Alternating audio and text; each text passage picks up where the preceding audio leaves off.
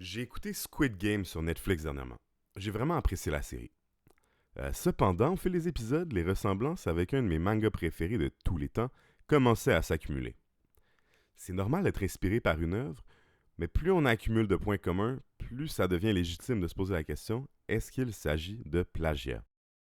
J'ai donc recensé dans cette vidéo des ressemblances qui m'apparaissaient comme étant évidentes entre les deux œuvres.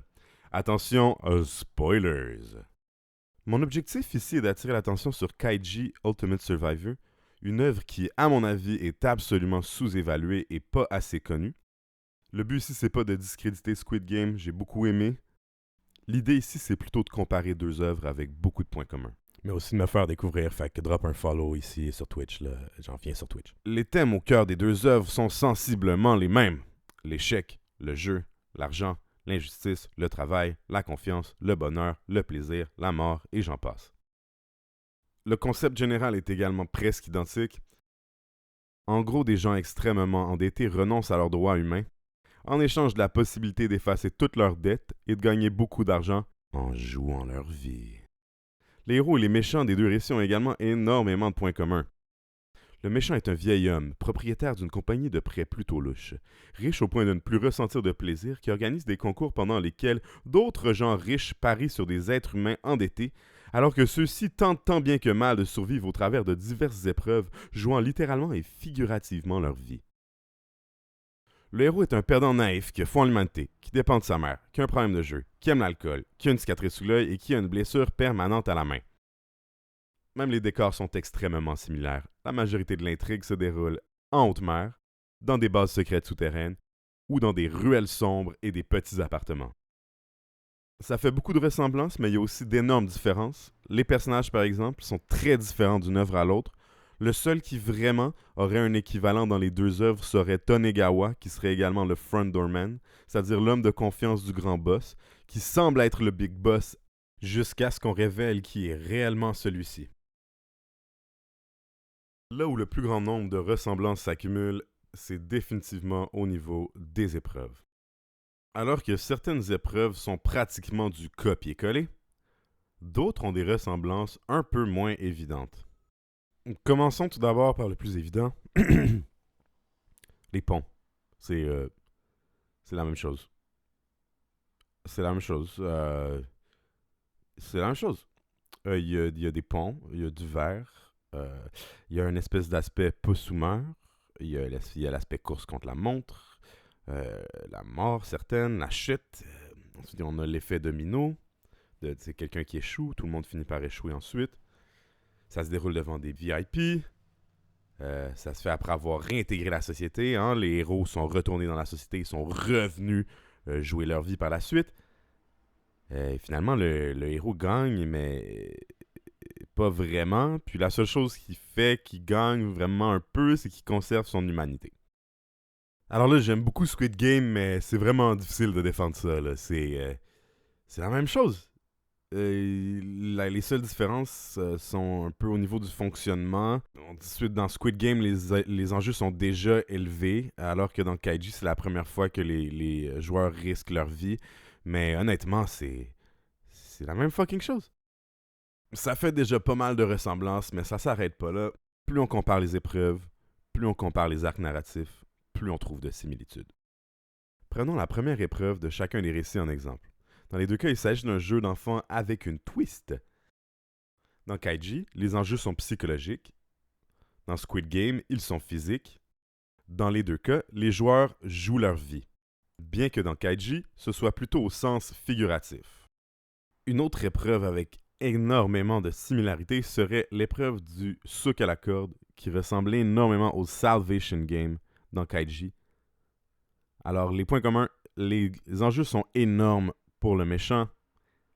Le décor est quasiment identique, le concept aussi.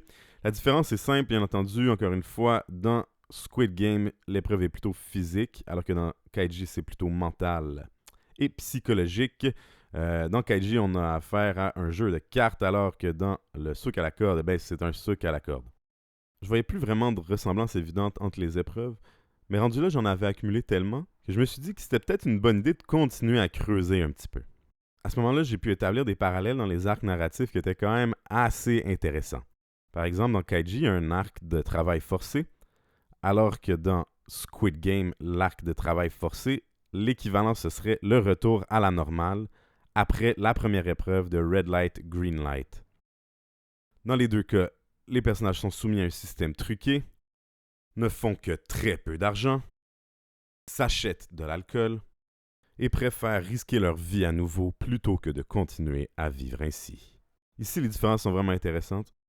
Dans Squid Game, les personnages réintègrent la société, alors que dans Kaiji, on symbolise les injustices de cette dite société en la reproduisant sous forme de micro-société en un camp de travail forcé souterrain. Autrement dit, dans Squid Game, la critique de la société est beaucoup plus directe. Je me suis penché sur la question de l'épreuve des billes dans Squid Game. Je me suis dit qu'il n'y avait absolument aucun équivalent chez Kaiji. Mais en observant d'un peu plus près, j'ai remarqué que c'est comme si on avait un peu combiné le roche-papier-ciseaux avec le tirage de mouchoir. Là, je réalise que si t'as pas écouté Kaiji, ce que je raconte, ça fait pas vraiment de sens, de genre aucun. À écouter Kaiji, c'est vraiment insane. Les points communs entre le roche-papier-ciseaux et les billes, c'est les trahisons, les diverses stratégies qu'on voit, l'objectif qui est d'avoir un certain nombre de billes ou d'étoiles pour gagner, le format de duel. Les deux épreuves sont également inspirées d'un jeu d'enfant. Et finalement, la disposition des lieux et des personnages dans ces lieux sont très, très, très similaires. Et pourquoi le tirage des mouchoirs? Eh bien, c'est très simple. Même si on ne le sait pas à ce moment-là dans Squid Game, le personnage principal est en train de jouer avec l'antagoniste. Et c'est exactement ce qui arrive dans le tirage de mouchoirs. Kaiji confronte Hyodo pour la première fois directement. Dans les deux cas, on a affaire à un jeu d'esprit, un jeu dont les règles sont inventées par les joueurs. Et dans les deux cas, le héros pense avoir le contrôle alors qu'il ne l'a pas. Ça fait beaucoup de points communs, mais mis à part les épreuves, l'antagoniste, le protagoniste, quelques personnages, les décors, les thèmes. Ouais, ok, ça fait beaucoup de choses. Mais malgré tout ça, j'ai quand même trouvé d'autres petits trucs que je savais pas trop où placer. Alors je vais juste les nommer comme ça. Il y a un personnage qui perd 3 doigts. Des humains utilisés comme des meubles. Des goons anonymes. Les toilettes plot device, l'homme de main qui perd la face, une scène « Papy m'a donné ce truc, mais au final, ça sert à rien », des clopes, un blond qui meurt. Ça fait beaucoup de similitudes, mais dans ce cas-ci, j'ai l'impression que ce sont surtout les différences qui sont accablantes. C'est-à-dire qu'en copiant une œuvre, mais en y changeant quelques détails, on crée des brèches narratives. Ça crée des petits problèmes dans le récit. Les motivations et les agissements des antagonistes se ressemblent énormément. Les deux sont d'ailleurs propriétaires d'une compagnie de prêt plutôt louche. Mais il y a une très grosse différence entre leurs deux compagnies respectives. Tiehai, la compagnie de Hyodo, dans l'univers de Kaiji, exploite les gens en les gardant vivants, triche autant que possible pour éviter de perdre de l'argent, se maintient au-dessus de la loi grâce à l'argent, roule une compagnie publique qui opère ouvertement dans des zones grises de la légalité, et tout ça dans le but d'amasser une énorme fortune. Alors que dans Squid Games, il n'aime tuer les gens que sa compagnie exploite, il ne vend pas leurs organes vitaux, il paie des employés, il loge des participants, il risque sa vie et celle de ses VIP avec une sécurité douteuse, il opère sous le radar, et s'assure que ces épreuves inhumainement cruelles soient justes et récompensent grassement le gagnant. Aucun sens. Voulez-vous une autre différence accablante? Le jeu du sucre et la traversée du pont mortel sont tellement différents qu'ils ne pourraient jamais être la même chose, n'est-ce pas? Alors dites-moi laquelle des deux épreuves je vais décrire. Dans cette épreuve, les participants ont l'impression d'être livrés à eux-mêmes tout de suite après avoir trouvé un certain esprit d'équipe. L'échec signifie une mort immédiate.